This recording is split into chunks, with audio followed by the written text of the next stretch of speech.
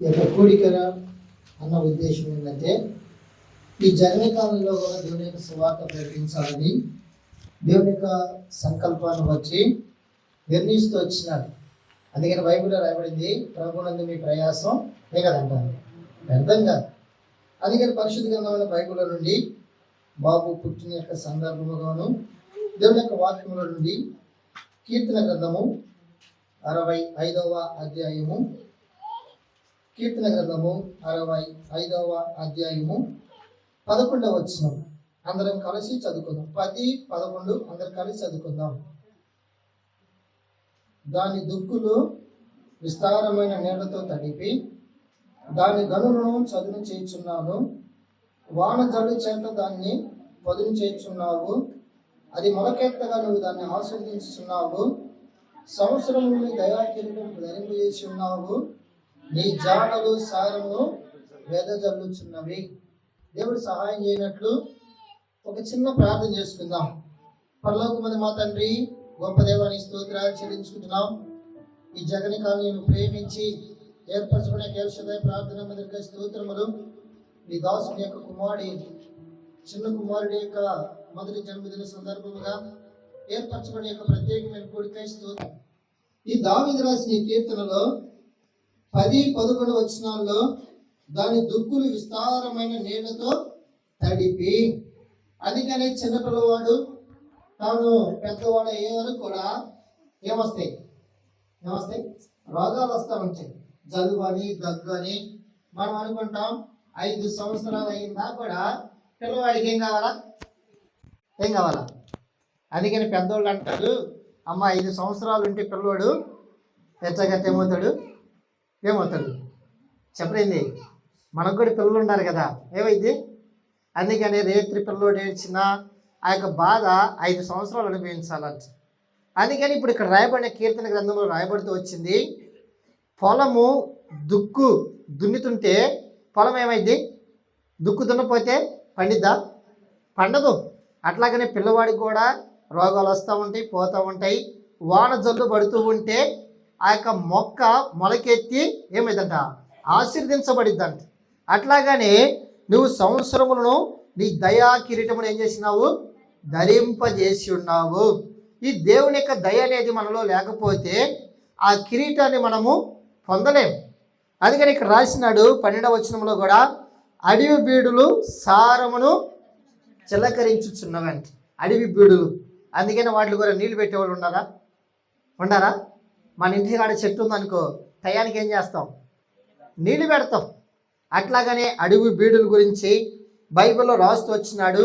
కొండలు ఆ నడికట్టుగా ధరించుకుని ఉన్నవని, పచ్చిక పట్ల మందల వస్త్రములు ధరించున్నవని, లోయలో శసనములతో కప్పబడి ఉన్నవని, అన్నీ సంతోషధ్వని చేయుచున్నవనియు అన్నీయు గానము చేయుచున్నవని. అందుకని పిల్లవాడికి సంవత్సరం రాగానే మనకేమొచ్చింది చెప్పలేదు, సంతోషం. ఇప్పుడు అన్న సంతోషంలో కూడా మనం కూడా సంతోషంగా ఉండాలని ఏ గుడికి పెట్టాడు, కృతజ్ఞత గుడికి పెట్టాడు, పుట్టినరోజు. అంటే ఇప్పుడు వాళ్ళకి ఏంటంట, అంతకుముందు ఆ పిల్లోడు పడిన బాధ, జలుబు, దగ్గు, పెట్టిన ఖర్చు ఇవన్నీ వస్తాయా? రావు. దేవుడు కొత్త సంవత్సరంలో దయా కిరీటము ధరింపజేశారన్న ఆనందం వచ్చింది. అందుకే లోయలు సస్యములతోనూ ఏం చేస్తున్నాయి అంటే, అక్కడ ఏం చేస్తున్నాయి, లోయలు సస్యములతో కప్పబడినవి, అన్నీ సంతోషతోని చేయుచున్నవనియు గానం అంటే చెప్పలేదు, తెలీదా, పాట. అందుకని పాటలతో కూడా దేవుడిని చేయాలా, మహింపరచాల. దేవుని యొక్క వాక్యానుసారంగా ద్వితీయోపదేశంలో అంటాడు, సంవత్సరాది మొదలుకొని సంవత్సరాంతం వరకు నీ కనుదృష్టి ఏంటంట ఈ దేశం మీద ఉంచుమని రాస్తూ వచ్చినాడు. అందుకనే చిన్న బిడ్డలకు దేవుని యొక్క దయా కిరీటము ధరింపజేస్తూ వచ్చినాడు. మనకు కూడా సంవత్సరాలు పెరిగే కొద్ది దేవుడు మనకేమిస్తాడు, దయా కిరీటం అనుగ్రహిస్తాడు. అంత మాత్రమే కాక చూడండి, లూకాసు వార్త 2వ అధ్యాయము, లూకాసు వార్త 2వ అధ్యాయము 52వ వచనం, యేసు జ్ఞానమందును వయసునందును దేవుని దయందును మనుషుల దయందును వర్ధిల్లుచుండెను. అందుకని ఇప్పుడు యేసు జ్ఞానమందును, వయసు పెరిగే కొన్ని ఏం పెరగాల చెప్పలేదు, జ్ఞానం పెరగాల. కొంతమంది అంటారు వీడికి వయసు పెరిగిందే కానీ ఏం పెరగదు, ఏం పెరగదు, జ్ఞానం పెరగదు. అంటే ఏ పని చేయాలో ఏ పని చేయకూడదు అనేది జ్ఞానం లేదు. అందుకే వయసు పెరిగే కొద్ది మానవుడికి ఏం పెరగాలంటే జ్ఞానం పెరగాల, బుద్ధి పెరగాల. అందుకని ఈ లోకంలో మానవుడికి వయసు పెరుగుతుందే కానీ ఏం పెరగట్లా, జ్ఞానం పెరగట్లా. అంటే జ్ఞానం కలిగజేసేవాడు ఎవరు?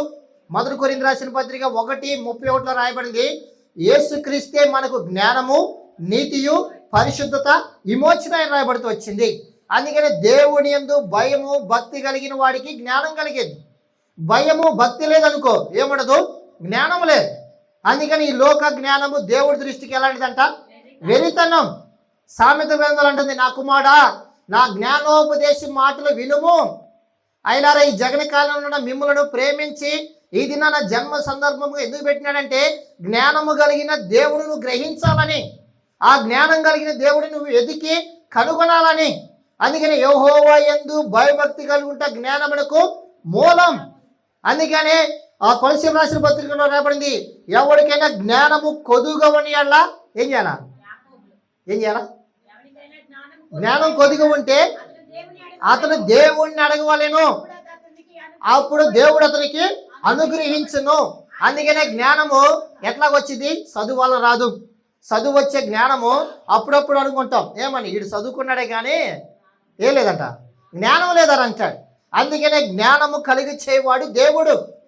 దావీదు యొక్క కుమారుడు సొలొమోను ఆయన 105 కీర్తనలు రాసినాడంట, పాటలు 3000 సామెతలు రాసినాడంట. అందుకనే 105 కీర్తనలు రాశాడంటే 2-3 పాటలు రాయంగానే మనకి ఎట్లా ఉండిద్ది, అబ్బా చాలు అనుకుంటాడు. 105 కీర్తనలు అంటే 1005 కీర్తనలు రాశాడంట. తర్వాత 3000 సామెతలు రాశాడంట. అందుకని అనేకమైన శాస్త్రాల గురించి సామెతల గ్రంథంలో సొలొమోను సామెతల గ్రంథం ఏం చూపిస్తుందంటే జ్ఞానమును. ఈ లోకంలో మానవుడు ఎట్లా బతకాలా, ఎట్లా జీవించాలా, ఎట్లా నడవాలా, ఎలాంటి మార్గాలు పోవాలంటే జ్ఞానం అవసరం. అందుకని ఇప్పుడు ఈ పిల్లవాడికి వయసు పెరిగే కొంత ఏం కావాలా, జ్ఞానం పెరగాల. రెండోది అక్కడ రాసినాడు చూడండి, యేసు జ్ఞానమందును వయసునందును దేవుని యొక్క దయందును. ఎవరు దయ ఉండాలంటండి, దేవుని దయ. అందుకని దేవుని యొక్క దయ ఉంటేనే ఆయన దయా కిరీటం ఏం చేస్తాడు, ధరింపజేస్తాడు. ఈ దినాల్లో మనం పిల్లలకి అన్ని ఇస్తాం కానీ ఒకటి ఇయ్యం. ఏమి ఇవ్వం చెప్పలేదు, దేవుని యొక్క జ్ఞానం అనేది ఇవ్వాలి. అందుకనే ఆ హెబ్రోని సేవకుడు తిమోతి అంకులు ఒక మాట అంటాడు. ఆయన ఏమంటాడంటే నీ పిల్లడు పుట్టినరోజుకి మనం అన్నీ ఇస్తామంట, కానీ ఒకటి మాత్రం ఇవ్వమంట. ఏంటది, బైబిల్ ఇవ్వమంట. అందుకని ఆయన అంటాడు, నేను మా అమ్మాయిలకు కూడా అంతే, చింపితే చింపని వాళ్ళకి తెలియదు, కానీ ఇది నీది అని వాళ్ళకి ఎప్పుడు ఇస్తామో అది వాళ్ళకి ఏం చేస్తుందంటే ఇది నా గ్రంథము, నా అనేది స్వాతంత్రం చూపించింది, నా అనేది రక్త సంబంధం చూపించింది, నా అనేది హక్కు చూపించింది. అందుకని ఇప్పుడు మనం ఏం చేస్తామంటే దేవుని యొక్క దయ ఉండాలంటే మనం అన్నీ ఇస్తాం, కానీ పుట్టినరోజు దేవుని యొక్క బిడ్డలుగా మన పిల్లలకి ఏమి ఇవ్వాలంటే దేవుని యొక్క వాక్యాన్ని ఇవ్వాలా. వాక్యం అంటే పరిశుద్ధ గ్రంథాన్ని ఇవ్వాలా. ఇప్పుడు ఎవరి దయ ఉండాలా, దేవుడి దయ ఉండాలా. చివరికి ఒక మాట రాయబడింది అక్కడ, ఏమబడిందంట చూడండి, మనుషుల దయందును. ఎవరి దయ ఉండాలా, మనుషులు కూడా ఉండాలా. అందుకని దేవుడు ఎందుకు అన్నాడంటే ఈ మాట, మనుషుల నోటిలో నుండి కూడా ఏముండాలా, దయ ఉండాలా. అంటే మనుషుల యొక్క దయ కూడా లేకపోతే కొంతమంది అంటే వీడెప్పుడు నాశనం అవుతాడా వీడని, అంటే శాప నొచ్చనాలు మానవుని యొక్క జీవితంలో ఉండయి. అందుకనే లోకంలో బ్రతికినంత కాలము మనుషుల యొక్క దయ కూడా మనం పొందాలి. మనుషుల దయలో నుండి ఎట్లా ఉండాలంటే అతను మంచివాడు, పర్వాలేదు, ఆయన పని ఆయన చేసుకుంటాడు, ఎవరి జోలికి పోడు, అది దయ చూపిస్తుంది. అందుకని రథమతంగా తిరిగేవనుకో ఎవడు మాట వినడు అనుకో ఏమంటాడు, వాడు రథమత పోడు అని అంటాడు. అందుకని బైబిల్లో కూడా గ్రామ ప్రజలే పేరు పెడతారు, గ్రామ ప్రజలే అతను ఎలాంటి వాడని చెబుతాడు. అందుకని బైబిల్లో రాయబడింది, పాపాత్మురాలు అనే స్త్రీ ఎవరు పెట్టారు, ఏ తల్లిదండ్రులని పెడతారా, నా పిల్ల పాపాత్మురాలనే పెడతారా, పెట్టరు. ఎవరు పెడతారంటే మన గ్రామంలో ఉన్న ప్రజలే పెడతారు. నీ ప్రవర్తన, నీ నడవడి, నీ స్థితి, నీ ప్రవర్తన, నువ్వు నడిచే విధానాన్ని మొత్తం గమనించి వాళ్ళే పేరు పెడతారు. ఇప్పుడు యేసు జ్ఞానమందును వయసునందును దేవుని దయనందును ఎవరి దయంట, మనుషుల దయ. అంటే మనుషులది కూడా దయ ఉండాలి, మనుషుల యొక్క దయ కూడా కొంతవరకు ఉపయోగపడాలి. అందుకని ఇప్పుడు యేసు ప్రభువు వారు అందరూ దయ ఉన్నాడు కాబట్టి ఆయన యెరూషలేములో 12 సంవత్సరాలు ఇప్పుడు దేవాలయంలో కూర్చొని శాస్త్రులు పరిచయాలు చెబుతున్న వాక్యోపదేశాన్ని వింటూ వాళ్ళు ప్రశ్నిస్తూ వచ్చాడు. అందుకని మనకి జీవితంలో కూడా మానవుడు ఎంతకాలం బ్రతికినా కానీ ఎప్పుడైనా కానీ దేవుడు నన్ను ఎందుకు కలుగు చేశాడా, దేని కొరకు కలుగు చేశాడా, దేని నిమిత్తం కలుగు చేశాడా, కలుగు చేసిన వాడు ఎవరు అన్న ప్రశ్న మనలో వేసుకుంటే సృష్టికర్తకు దేవుడు ఎవరో మనం తెలుసుకోగలం. ఇది నాలో మానవుని యొక్క జీవితంలో వయసు పెరుగుతుంది, అన్ని పెరుగుతున్నాయి, కానీ జ్ఞానం అనేది పెరగలేక అజ్ఞానంలో ప్రవర్తిస్తున్నాడు. అందుకని బైబిల్ రాయబడింది, అజ్ఞాన కాలమున దేవుడు చూచి చూడకపోయిను, ఇప్పుడైతే అంతటను ఏం పొందాలంట, మారు మనసు పొందాల. అందుకని దేవుని యొక్క సంకల్పం ఏంటంటే మారు మనసు పొందుతా. చూడండి మార్కు సువార్త, ఇంకొక 2 మాటలు చెప్పి నేను ముగిచ్చేస్తా. మార్కు సువార్త 10వ అధ్యాయము 13వ వచనం. తమ చిన్న బిడ్డలను ముట్టవాలని కొందరు ఆయన ఎద్దుకు వారిని తీసుకుని వచ్చిరి. అయితే శిష్యులు వారిని తీసుకొని వచ్చిన వారిని గద్దించిరి. యేసు అది చూచి కోపడి, చిన్న బిడ్డలు నా ఎద్దుకు రానీడి, వారిని ఆటంకపరచవద్దు, దేవుని రాజ్యం ఇలాంటి వారిదే. చిన్న బిడ్డ వలె దేవుని రాజ్యం అంగీకరింపని వాడు అందులో ఏమాత్రం ప్రవేశింపుడని మీతో నిశ్చయముగా చెప్పుచున్నానని చెప్పి ఆ బిడ్డను ఎత్తుకొని కౌగిలించి వారి మీద చేతులుంచి ఆశీర్వదించెను. అందుకని చిన్న బిడ్డలను యేసు ప్రభువు దగ్గర తీసుకొచ్చినాడు. మనం కూడా చిన్న బిడ్డల్ని ఎక్కడ తీసుకురావాలా, దేవుని మందిరానికి తీసుకురావాలా.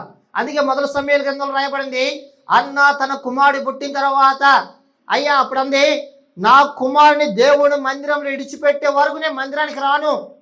అప్పుడు దాకా పిల్లవాడిని పెంచింది, తర్వాత మందిరానికి తీసుకొచ్చినాక బైబిల్లో రాయబడింది, ఆమె ఏలితో అంటుంది, అయ్యా ఇదిగో ఈ నా కుమారుడు దేవుడు అనుగ్రహించాడు కాబట్టి దేవుడికి నేను అప్పగిస్తున్నానంగానే ఆయన అన్నాడు ప్రార్థన చేద్దాం అనగానే అక్కడ బైబిల్లో రాయబడింది, చిన్నవాడు ఏమైందంట, మోకరించనని రాయబడుతూ వచ్చింది.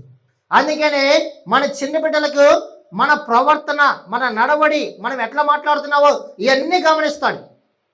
అందుకనే ఇప్పుడు ఏమేం చేసిందంటే అన్న పిల్లవాడికి నేర్పించింది, అయ్యా ఇట్లా ప్రార్థన చేయాలరా, స్తోత్రం అయితే ఎట్లా చెప్పాలా, ఎవరైనా వచ్చారనుకో ప్రైజ్లు ఆడని 2 చేతులు పెట్టాలా, ఇవన్నీ నేర్పించింది. కాబట్టి ఇప్పుడు ఒక్కసారి ప్రార్థన అనగానే సమయాలు ఏం చేశాడు మోకారిస్తూ వచ్చినాడు. ఇప్పుడు చిన్న బిడ్డలను యేసు ప్రభు దగ్గరికి తీసుకొచ్చినాడు. ఇప్పుడు యేసు ప్రభు ఆ చిన్న బిడ్డలది చిన్న బిడ్డ వలె అంగీకరించువాడని రాయబడింది.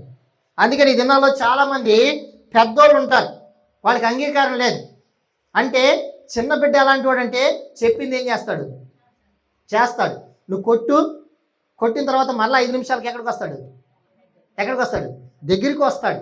నువ్వు కొట్టింది, నువ్వు తిట్టింది, నువ్వు సేదరించుకుంది ఇవన్నీ గుర్తుకురావు, కానీ నా తల్లి నా తండ్రి అన్నది గుర్తుకొచ్చింది. అంటే అది ఏం చూపిస్తుందంటే మనుషుని యొక్క చిన్నపిల్లవాడి యొక్క మనసు ఏంటంటే మరిచిపోయి నాకు కావాల్సినది ఏంటంటే నా తల్లిదండ్రులు. అందుకని చిన్న బిడ్డ వలె తగ్గింపు ఉండాలా, ఏముండాలా, చిన్న బిడ్డ వలె దీనత్వం ఉండాలా, చిన్న బిడ్డ వలె ప్రేమించే మనసు ఉండాలా. అది ఇప్పుడు చిన్న బిడ్డలు యేసు ప్రభువు ఏం చేశాడు, ఎత్తుకొని కౌగులించి ఏం చేశాడంట, ఆశీర్వదించను. అందుకే మన బిడ్డల్ని దేవుడు ఏం చేయాలా, ఎత్తుకోవాలా, తర్వాత ఏం చేయాలా, కౌగిలించాలా, తర్వాత ఏం చేయాలా, ఆశీర్వదించాలా. ఈ 3 అంతల అనుభవం. అందుకనే జోషువ అంటే ఇప్పుడు మన యొక్క పేరు జోనాథాన్ ఎడ్వర్డ్స్. అది రాత్రికాల సమయంలో దేవుడు ఆయన బిడ్డను ఎత్తుకొని కౌగులించి ఆశీర్వదించి నూతన యొక్క దయా కిరీటం అనుగ్రహించాడు. కాబట్టి ఆ సందర్భాన్ని బట్టి ఈ రాత్రికాల సమయంలో దేవుడు మనల్ని అన్న ఎలిషదాయి ప్రార్థన మధ్యన సందర్భముగా మనందరిని ప్రేమించి ఏర్పరిచిన ఈ కృతజ్ఞత కూడికలో మనం కూడా ఆ బిడ్డను ఏం చేయాలా, ఆశీర్వదించాలి. అందుకని ఆశీర్వాదం యొక్క అనుభవం ఉండాలా. దేవుడి మాటలను దీవించును గాక.